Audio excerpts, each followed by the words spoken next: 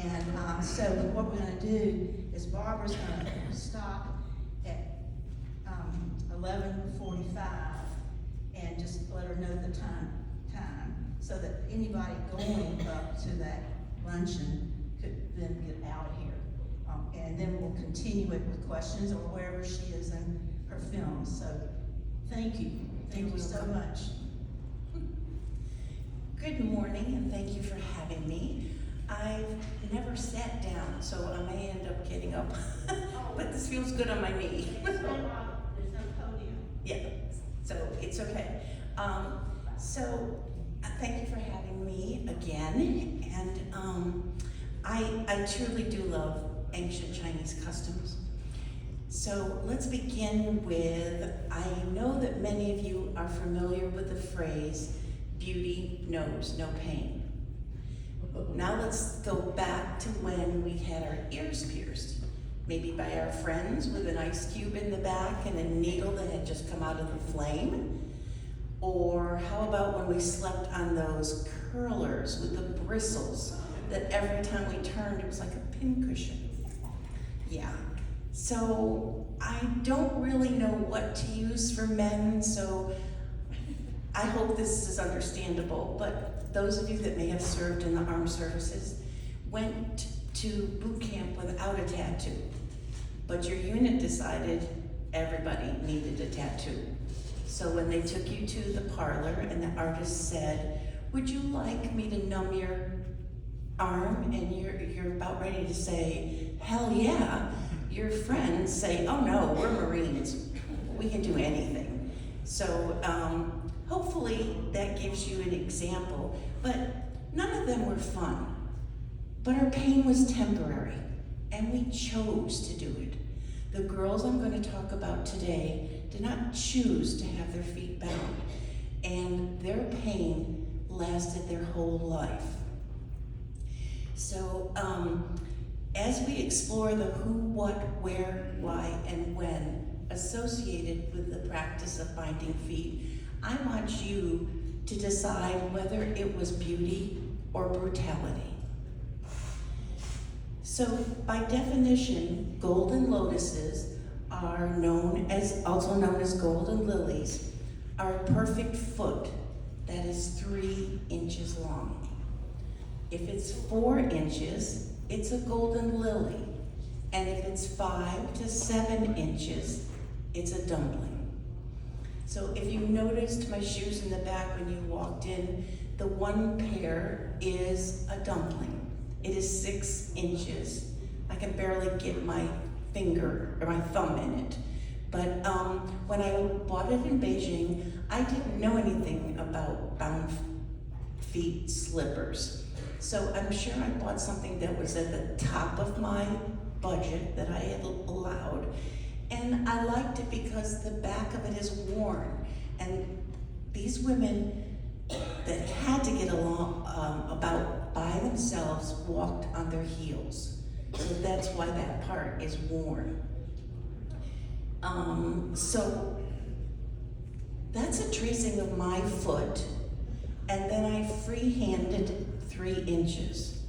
That's like fitting in my big toe. And then, so now you all got a slip of paper when you came in.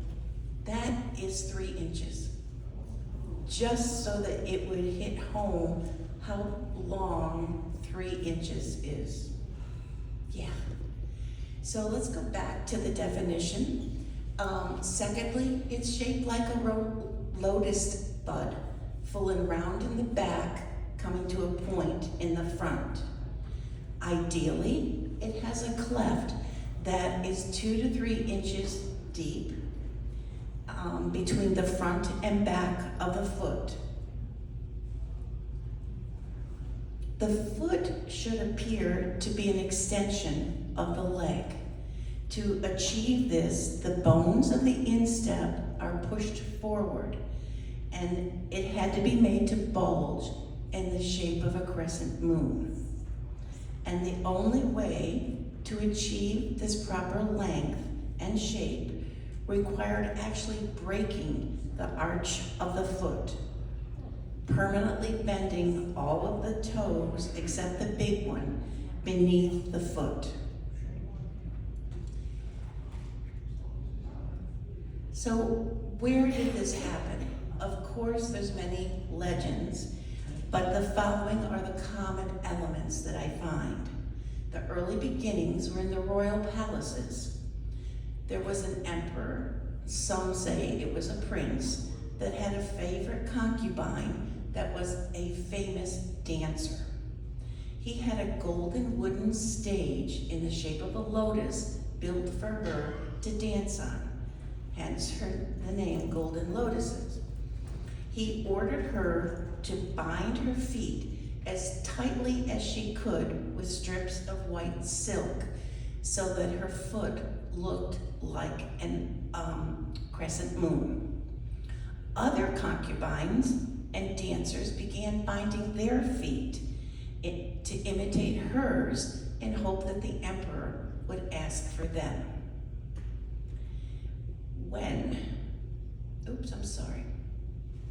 So, looking at historical records, of course, historians do not agree on the exact beginning, but this practice started 1,000 years ago and it lasted for over 1,000 years. It began following the fall of the Tang Dynasty. The peak of foot binding was in the mid-1600s. It's on the cusp between the Ming and the Qing dynasties. Now, it was being done in the countrysides as well as the cities. Peasant daughters had their feet bound in growing numbers.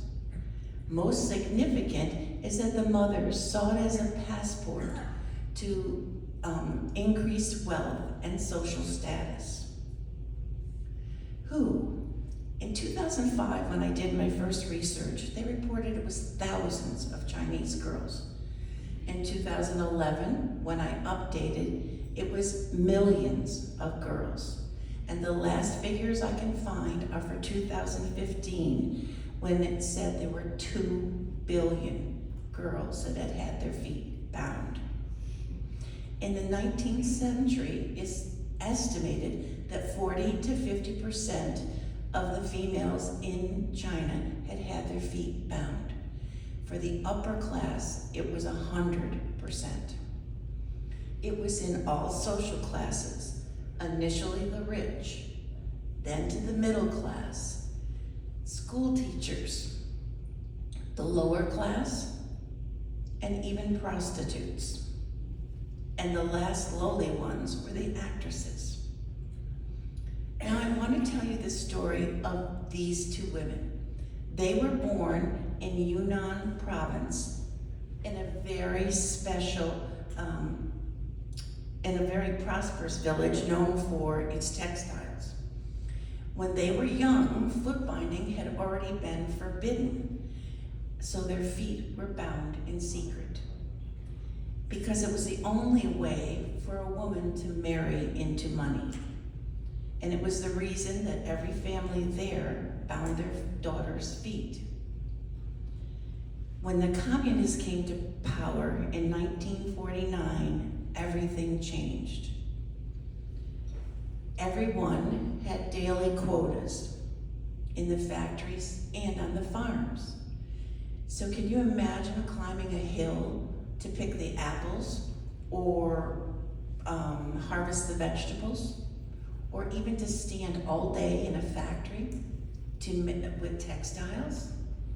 Well, what happened was these women couldn't fulfill their daily quotas that the communists set. And what happened was their family wouldn't get food if they didn't meet their quotas.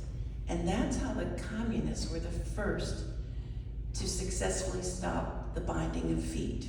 Every dynasty said it was unlawful, but never really enforced it. So, Jo, she had the starting of her feet binding at the age of 7, but her mother died before it was finished, and she did it on her own. I don't know if any of you've read the book, Snowflower and the Secret Fan, but to do it on her own, I just can't imagine. She met her husband at their wedding, and that's the first meeting, and she found out he was an opium addict. Wong Li Fen, she was born into a rich family, and when the government inspectors were coming around to see if anyone's children had bound feet, she would stuff shoes with socks and make Wong put her feet in them, and they successfully fooled the inspectors. But she was raised into fabulous wealth and married a very successful person. But when the communists came, all their possessions were confiscated, and now she lives in a one-bedroom hut with a dirt floor and paper over the windows. In 1952, foot binding still occurred in Yunnan. In 2000, there were still 300 women with bound feet in this rural village. Now, there were exceptions. The Mongolians, that is the dynasty that was the first ones to conquer China, and that was the Yuan dynasty. And they were horse people. So they needed their big feet to ride on the horses, control the horses. Then next we have the Manchurians. So the Manchurians were not Chinese, but they were Chinese. So the real Chinese were called Han. These were Manchurians. So maybe like Canada and US, sort of. But they attempted to abolish it in 1644 at the beginning of their rule by threatening severe penalties, and they were unsuccessful. It's interesting that the Manchu women were jealous of the way that their men looked at the Han women. So initially, they tried wrapping their feet really tight, but what happened was it only gave them a slender appearance. So what they wanted was to imitate the walk of the Han women. So they came up with this elevated shoe. It caused them to walk in small steps with a similar swaying manner. These were called flower bowls or horse hoof shoes. The platform was generally made of wood. It was 2 to 6 inches high, and it was fitted to the middle of the soles. You see how elaborate some of them were. So some other exceptions were the Hakka women. Their men usually emigrated to earn money and send it home. So these women had to farm the fields. So they needed that big natural foot. The Tankas, they lived their whole life on boats, and they needed to be steady. Yunnan, being to the far west of China, was where the minorities had to migrate. So as they came up from Vietnam and Laos, the Han didn't really like them, and they wanted their land. So they would chase them away, and they usually escaped during the night. So they needed their big foot to run, and they carried all their possessions with them. So I don't know if I said there's 56 ethnic minorities in China, and there's 51 of them in Yunnan. Who's responsible? Well, of course, that's debatable, but some people say Confucius. His philosophy is that women are to be obedient, first to their father, then to their husband, and if they're a widow, to their sons. Foot binding quickly became the ideal way to demonstrate one's adherence to the teachings of Confucius. Others say, it was male dominance. Women were physically helpless. It was easy to keep them in the house with their limited mobility. It's pretty hard to run away from a harsh husband with those feet. So it was a form of control for loyalty and submissiveness. It was seen as the legitimized means of expressing elegance and purity in order to please men. Today, we see it basically as confinement and subjugation. There are many contemporary authors that propose it was the mothers and grandmothers. I just wonder how many generations of mothers and grandmothers perpetuated this painful disfiguration of their daughters' feet. It's not easy for anyone today to fully understand the ancient Chinese custom of foot binding. There's not one cause, but many. So let's look at the key factors that are driving forces. Marriage, beauty duty, sex, tradition or duty, and status. Now let's take a look at each of these. Marriage. Mothers and grandmothers would say, if I don't do this to you now, you'll hate me when you're older and you have no husband and children to take care of you. The worst thing that could happen to a woman in China was to be deemed unmarriageable. It was like a necessary evil to secure a good marriage. Even the 19th century missionaries had to permit foot binding in the orphanages, or they never would have found husbands for those girls. So in China, bound feet were more important than any other physical feature, including a beautiful face. The golden lotus was more desirable than anything else. So one man said it's the only time that a 65-year-old could win a beauty contest because the women would be behind a curtain and just their feet and shoes would be showing. So every culture has its own way of celebrating beauty and expressing status.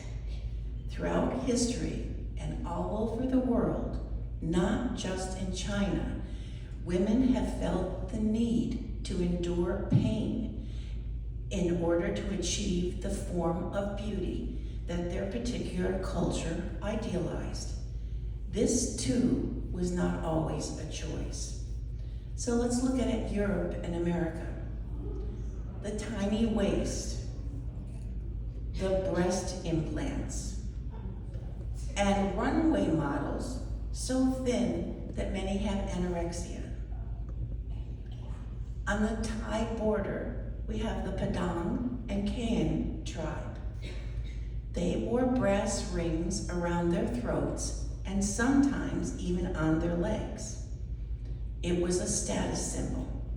It would begin at the age of 5 or 6. Additional rings could and would be added, and sometimes the rings were in a spiral, so they weren't separate. It looks to you like their throat has stretched, but actually the rings, the brass rings, are pushing down on their shoulder and